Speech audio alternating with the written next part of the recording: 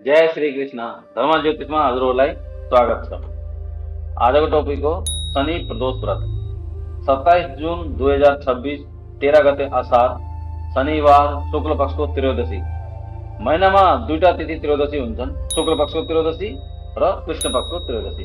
दुईटै तिथि शिवजीको अति प्रिय तिथि हुन् र यो तिथिमा राखेको व्रतलाई प्रदोष व्रत भनिन्छ। शनिबार पर्नाले यसको नाम शनि प्रदोष व्रत राखियो। अब मान्यता छ भने शनि भगवानले शिवजीको उपासना तपस्या गर्नुभयो, शिवजी प्रसन्न हुनुभयो। शिवजीले शनि भगवानलाई न्यायाधीशको आशीर्वाद दिनुभयो। त्यस दिनदेखि शनि भगवानलाई न्यायको देवता मानिन्छ र हामीले पुज्ने गरिरहेछ। अब कसलाई शनिको उपासना हुन्छ नि, भोलि व्रत राख्न छ। सन्तान प्राप्ति, जसको सन्तानकोमा बाधा परेछ उसले भोलि शिवजीमा जल चढाएर संकल्प लिएर सन्तान प्राप्तिको लागि व्रत प्रारम्भ गर्न मिल्यो। प्रत्येक त्रयोदशीमा प्रदोष व्रत राख्न मिल्यो। सन्तान अवश्य प्राप्त हुन्छ, राम्रो सन्तान, कुलदीपक सन्तान प्राप्त हुन्छ। अर्को, जसको कुण्डलीमा 7.5 शनि छ, जस्तो कुम्भ राशिमा, मीन राशिमा, मेष राशिमा अहिले 7.5 शनिको दशा, जसको महादशामा शनिको दशा चलेको छ उसलाई पनि। मेष राशिमा शनि नीचको हुन्छ, मेष राशिवाला जातकले पनि। तुला राशिमा शनि उच्चको हुन्छ, तुला राशि जातकले पनि।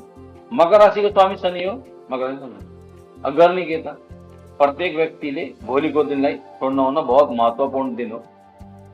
शिवजीमा जल चढाउने, जलमा थोरै कालो तेल मिलाउने, जल चढाउने।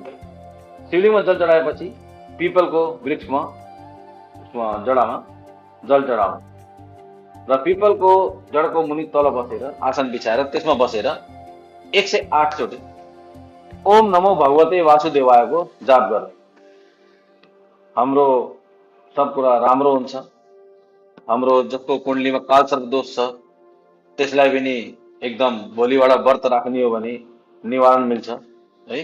अलाई अलि कम समयमा ही धेरै राम्रो काम हुन थाल्छ, सङ्घर्ष त्यति पर्दैन। साँझ, जसको शनिको महादशा, शनि 7.5 शनि छ र शनिको